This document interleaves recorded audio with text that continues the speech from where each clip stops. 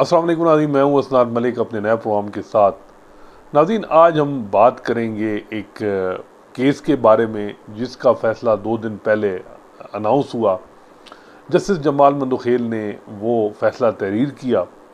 उस फैसले के में जो फैक्ट्स हैं जो केस के, वो आप सुन के पढ़ के आपको अंदाज़ा होता है कि हमारा जो क्रिमिनल जस्टिस सिस्टम है उसमें कितनी बेहतरी की ज़रूरत है और कितने जो है वो उसमें मसाइल हैं जिस पे तवज्जो कोई नहीं कर रहा। और जस्टिस जमाल मंदोखेल ने उसी पे ही उन चीज़ों को हाईलाइट करके फिर हुकूमत और जो है वो मुख्तलिफ डिपार्टमेंट को जो है वो ये जो जजमेंट की कापी भी भेजी। मामला कुछ यूँ है कि एक आदमी जिसका ग़ुलाम शब्बीर, जिसका तलक सूबा पंजाब से है, वो 1990 में 2 कत्ल करता है। 1994 में उसको सज़ाए मौत हो जाती है ट्रायल कोर्ट से। 6 साल बाद जो है वो लाहौर हाई कोर्ट यानी हाई कोर्ट से उसको सज़ाए मौत उसकी बरकरार रहती है। फिर 2015 में सुप्रीम कोर्ट भी उसकी सज़ाए मौत बरकरार रखती है। ये आप अंदाज़ा लगाएं कि 1990 का वक़ूआ और 2015 तक बंदा जो है वो अंदर है और 25 साल तकरीबन लगे हैं इस मामले को।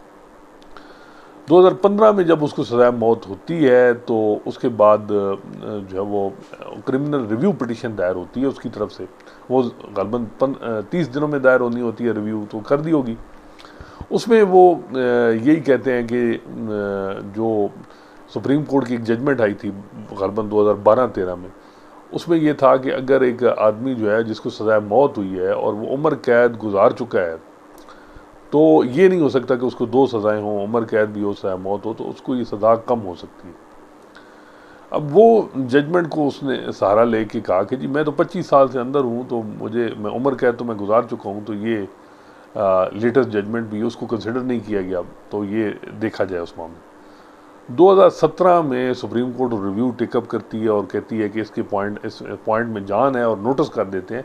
प्रोसिक्यूशन जो पंजाब की प्रोसिक्यूशन है डिपार्टमेंट, उसको नोटिस करते हैं और 2024 में फिर मामला जून में टेकअप होता है। ये आप अंदाज़ा लगाएं कि सुप्रीम कोर्ट में जो हालात हैं, एक क्रिमिनल रिव्यू 2017 में नोटिस हो रहे हैं और 2024 में फिर वो दोबारा उसकी बारी आ रही है। और ये भी भला हो जैसे जमाल मंदोखेल का इतलात ये हैं कि जेल पटिशन्स जो हैं उन्होंने तकरीबन 3 महीने में 500 के करीब क्रिमिनल अपील और जेल पटिशन डिसाइड की हैं। और एक एक जो केस होता है उसमें 600-700 सफ़े यानी उनका वो पूरा एक उसमें ट्रायल कोर्ट का जजमेंट होता है, हाई कोर्ट का होता है, FIR होती है, चलान होता है, वो सारी चीज़ें पढ़नी होती हैं जब सुप्रीम कोर्ट में वो मामला आता है। तो ये बड़ी सक्सेस है। जैसे जमाल मंदोखेल की सरबराही में बेंच है, उसमें जैसे आयशा मलिक भी, जैसे मलिक शहजाद हैं, कभी जैसे हसन रिजवी भी होते हैं, लेकिन प्रिजाइड जैसे जमाल मंदोखेल करते हैं। इन्होंने 500 केस डिसाइड किए हैं और वो केसेस ऐसे केस जो मेरा ख्याल है कि जो अभी एडाक जज लगे हैं वो भी थोड़ा उससे अवॉइड करते हैं कि वो बड़ी लेंथी रीडिंग है, वो बड़ा आसान नहीं है वो मामला। तो इन का आसिफ सईद खोसा साहब ने कुछ क्रिमिनल अपील करते थे डिसाइड, वो दिन में सिर्फ 5 या 6 करते थे, लेकिन वो फैसला करके जाते थे और उधर ही लिखवाते थे।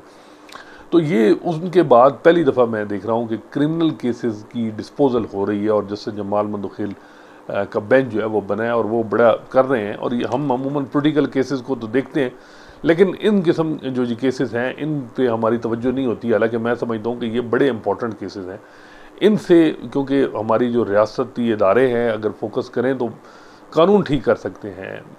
और जजेस जो हैं इनको अप्रिशिएट करना चाहिए, क्योंकि इनमें हेडलाइन नहीं लगती इन ख़बरों में जो ये केस डिसाइड करते हैं। तो ये जितनी मेहनत होती है, इतलात ये हैं कि ये जजेस रात 2-2, 3-3 बजे तक जो है ये जो क्रिमिनल अपील जो मैटर सुनते हैं, जेल पिटीशन, ये 2-2 बजे तक फाइलें पढ़ते हैं, फिर उसके बाद जो है ये सुबह फिर केस सुनते हैं, फिर फैसला करते हैं। तो खैर यही मामला फिर 2024 में जब आया जमाल मंदोखेल साहब के पास, तो उन्होंने भी कहा कि ये पॉइंट तो बिल्कुल ठीक है, जो जजमेंट भी है तो वो उनकी जो सज़ाए मौत है उसको लाइफ इम्प्रिजमेंट में कन्वर्ट कर देते हैं। तो अब लाइफ इम्प्रिजमेंट तो मेरा ख्याल है कि वो गुजार चुके हैं। अब 34 साल एक बंदा जो है वो जेल में रहा है, 1990 से लेके 2024 तक 34 साल बनते।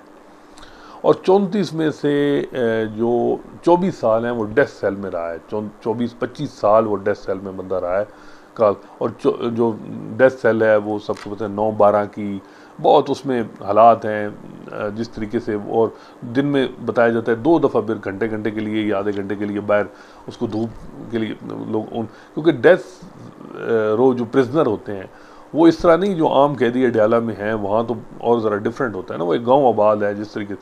लेकिन जो जिनको सज़ाए मौत होती है इनको यानी वो कोठड़ी में ही रहना, फिर 3 बंदों की कोठड़ी है, फिर अपनी अपनी कोठड़ी शाम को चले जाना, बड़ा अजीब यानी वो जो सूरत हाल है पाकिस्तान में। और ये आपको मैं बताता चलूँ कि फरवरी में जो रिपोर्ट आई जस्टिस प्रोजेक्ट पाकिस्तान की, उसमें था कि 6039 डेथ रो प्रिजनर हैं पाकिस्तान में, यानी 6000 लोग डेथ रो प्रिजनर हैं। अब आप देखते हैं 2014-15 के बाद सुप्रीम कोर्ट किसी बंदे को सज़ा मौत एक्सिक्यूशन भी नहीं हुई, अब ना सज़ा मौत दे रहे हैं उन लोग काल कोठरियों में। वो एक अजीब सी अजियत है जिस पे जैसे जमाल मंदोखेल साहब ने भी हाईलाइट किया। तो कहने का मकसद ये है कि अब ये बंदा जो है 34 साल बाद रिहा हो गया या जो भी, लेकिन अगर ये रिव्यू 2017 में थी तो ये 2018 में टेकअप हो जाती तो 6 साल पहले हो जाता।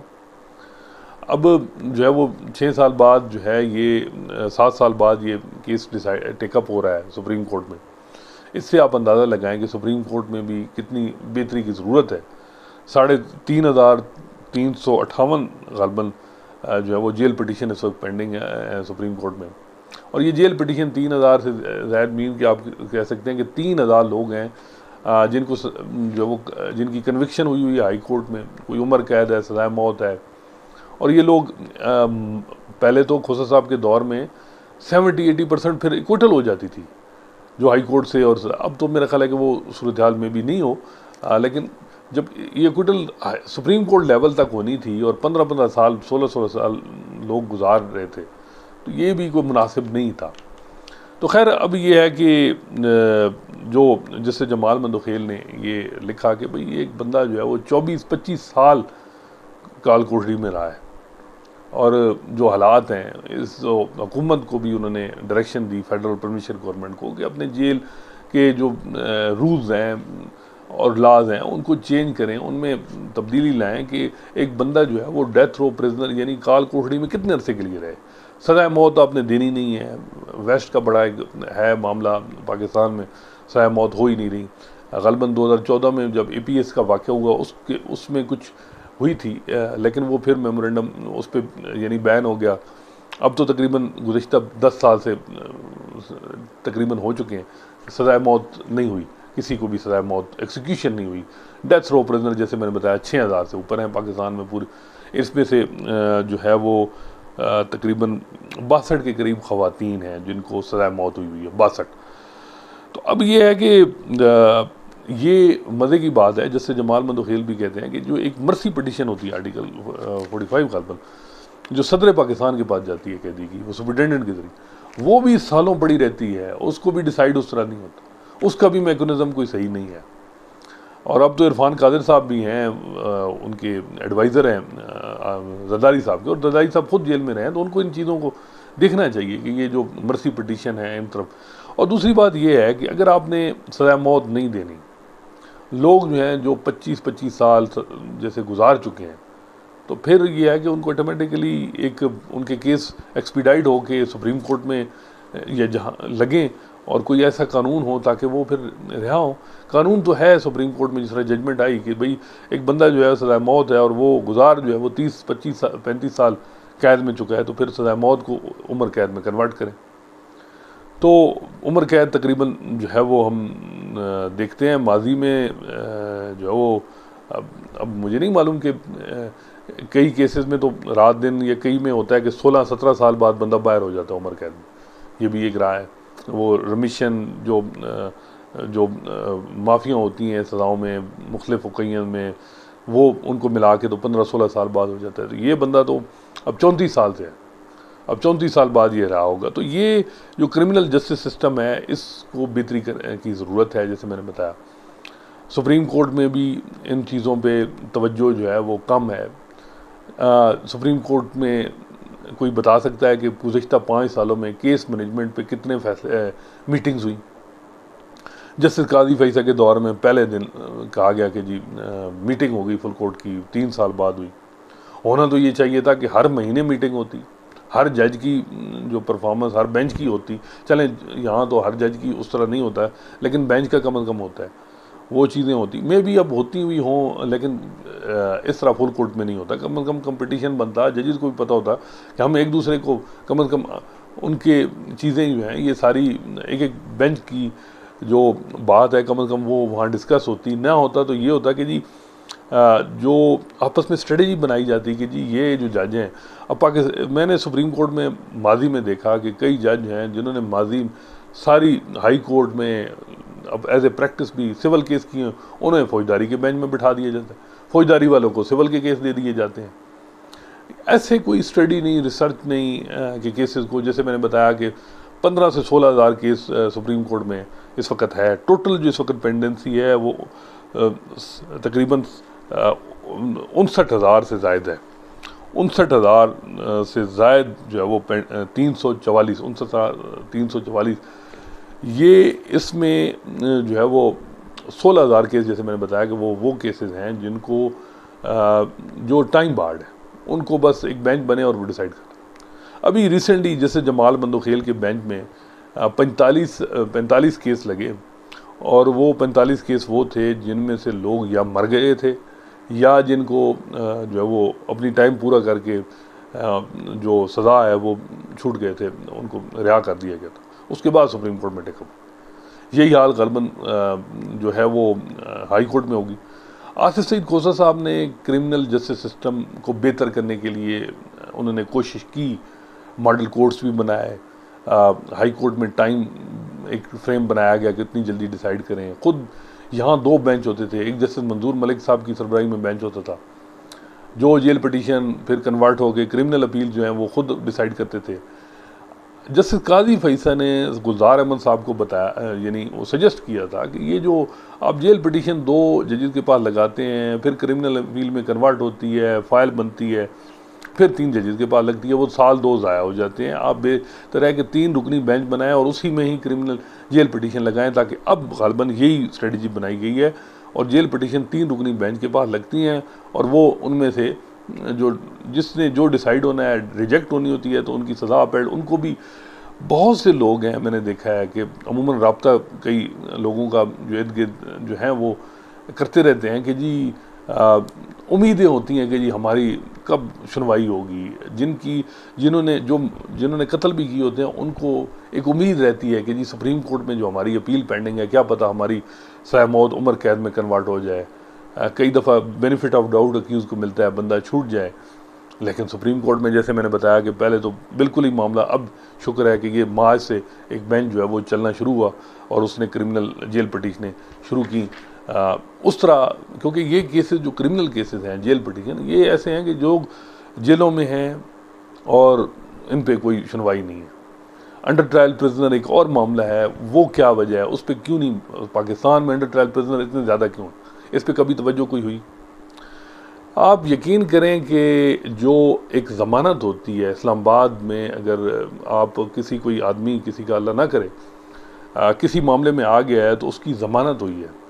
ज़मानत का इतना प्रोसेस लेंथी है कि ज़मानत हो गई है, उसके बाद जो आपने रोबकार जारी करनी है 2-3 घंटे का प्रोसेस है, पैसे अलहदा लगेंगे। उसके बाद जो है वो रोबकार होना तो ये चाहिए कि वो कोई एक मैकेनिज़्म हो, यहाँ से कचहरी से वो अडयाला जेल पहुँचे, ये वो यहाँ एक बंदा जो है वो मोटरसाइकिल पे जा रहा है, उसको अलहदा खर्चा पानी, फिर शाम को अडयाला जेल में। कभी ये सुप्रीम कोर्ट के और हाई कोर्ट के जजेस ने देखा है कि ये जो कैदी हैं ये मगरिब के बाद इनको क्यों छोड़ा जाता है? मतलब छोड़ना जो है, जो बंदों को ज़मानतें हो गई हैं उनको आप असर के टाइम, ज़ोर के टाइम छोड़ दें, कम अज़ कम उनको बाहर गाड़ी मिले, जंगल हालात हैं। और वो जिस तरीके से वहाँ, और बात जैसे जमाल बंदोखेल ने ह्यूमन डिग्निटी आर्टिकल 9-14 का जिक्र किया, काश ये जजेस जो हैं ये जाएं और अडयाला जेल में ज़रा देखें कि वहाँ ह्यूमन डिग्निटी का क्या ख्याल रखा जा रहा है। जो आम लोगों की, आम कैदियों की मैं बात कर रहा हूँ कि वहाँ क्या हालात हैं। जो जिस तरीके से उनको फिर जब एक वैन में लेके जाते हैं इस गर्मी, और वो क्योंकि अंडर ट्रायल होते हैं, उनमें से ज़्यादातर तो क्विटल हो जाती है या नीचे, लेकिन उनको जिस वैन में लेके गर्मी, और वो वहाँ जिस तरीके से उनकी गिनती और जिस तरह से उनको बिठा के वो डिग्निटी ऑफ मैन की जो हालत होती है वो सबके सामने, लेकिन इस तरफ कोई तवज्जो नहीं है, कुछ भी नहीं है। मतलब ऐसी ऐसी चीज़ें हैं कि इन पे आसानी से रिफॉर्म हो सकती हैं, जैसे मैंने बताया वो नहीं हो रही। बेल मैटर्स जैसे मैंने बताया कि वो अंडर ट्रायल प्रिजनर क्यों नहीं है, काई साहब फिर बात होती है जी कि ये होता है, क्यों नहीं इस पर डिस्कशन हुई कि भाई यार ये अंडर ट्रायल प्रिजनर हम कम क्यों नहीं कर सकते, इस पर क्यों नहीं मीटिंग कितनी बुलाई है, कितनी की रिसर्च हुई है। सुप्रीम कोर्ट में जैसे मैंने बताया 3000 जेल पिटीशन है, ये अब जो जेल पिटीशनें इस वक्त लग रही हैं 6-6, 7-7 साल पुरानी जेल पिटीशन है जो आई हैं। चलें अब थोड़ा सा काम हुआ है, लेकिन बताया जा रहा है कि ये इसी बेंच ने 15-15, 20-20 साल पुराने केसेस भी जो जेल पिटीशन थी वो डिसाइड की। मलिक शहजाद साहब भी क्रिमिनल केस करते हैं, आयशा मलिक उनको बिठाया गया है, ठीक है एक बैलेंस रह जाता है, चलें उनका माजी में उन्होंने नहीं किया होगा मामला, लेकिन ये है कि वो एक चेक रहता है उनका, हालांकि जो क्रिमिनल लॉ में जिन्होंने प्रैक्टिस की हो और जिन्होंने केसेस सुने हों उनकी अप्रोच ज़रा डिफरेंट होती है, जो सिविल जिन्होंने केसेस सुने हों किए हों, और वो जब क्रिमिनल केसेस सुनते हैं तो ज़रा वो डिफरेंट है, वहाँ कंप्लेनेंट का भी ख्याल रखा जाता है, इधर ज़रा एक्यूज़ का ज़्यादा है।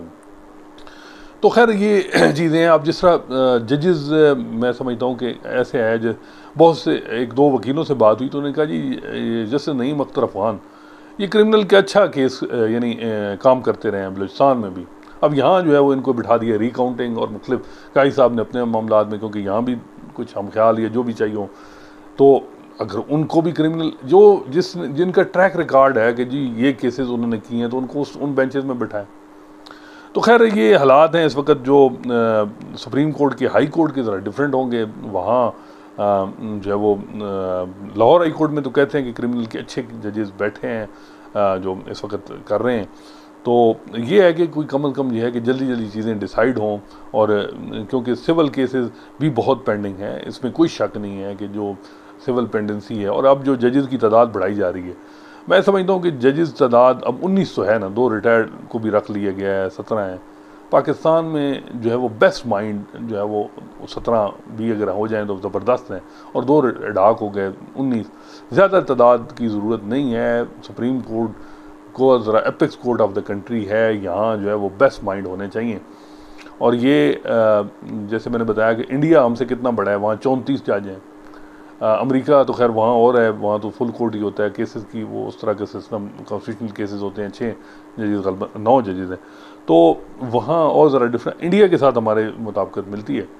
तो ये बेंचेस जो हैं 3 रुकनी हैं, इनको अगर 2-2 में तकसीम कर दें, रूल्स में अमेंड करके बेंच ज़्यादा कर दें, और जो है वो इन्हीं 17 से काम चलाया जा सकता है। और इंफ्रास्ट्रक्चर देखें तो सुप्रीम कोर्ट में क्या ये जो 23 जज हैं, खैर माजी में रहे हैं, आपको याद होगा 3 नवंबर 2007 के बाद मुशर्रफ साहब ने कोई तादाद 26 कर दी थी। ये NRO केस में फिर उनको कहा गया था कि आप जो है वो फिनांस बजट के ज़रिए नहीं बढ़ा सकते, आपने तादाद बढ़ानी है जजेस की तो बाद में बढ़ाएं। खैर फिर इफ्तिखार चोई साहब भी इंटरेस्टेड नहीं थे कि तादाद बढ़ाई जाए, और वो नहीं हुई थी।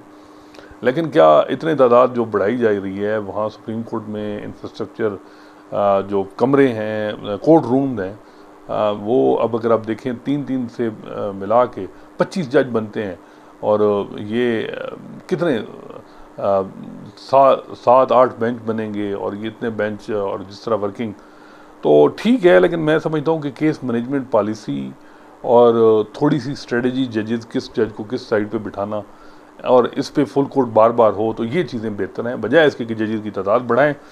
ये मुनासिब नहीं है। हुकूमत का जो फोकस है कि जी पेंडेंसी ज़्यादा है, ये है पेंडेंसी तो लोअर कोर्ट में ज़्यादा है, वहाँ ज़्यादा 4000 के जज जैसे मंसूर अली शाह कह रहे हैं कि बढ़ाए जाएँ पूरे पाकिस्तान में, सुप्रीम कोर्ट में क्यों है, मकसद क्या है, ज़हन अंदर अंदर सोच क्या है कि किस वजह से बढ़ाए जा रहे हैं। और जुडिशल पॉलिटिक्स अगर ख़त्म हो जाए पाकिस्तान में तो सुप्रीम कोर्ट में और मुख्तलिफ हाई कोर्ट में, तो वो बेहतर है, बजाय आप इतने तादाद बढ़ा के। लाहौर हाई कोर्ट में जो इस वक्त तादाद 40-50 है, तो वहाँ बताया जाता है मुख्तलिफ ग्रुप सेक्शन चलते हैं कभी, और उसी तरह वो धड़ेबाजियाँ सी निज़ाम चलता है।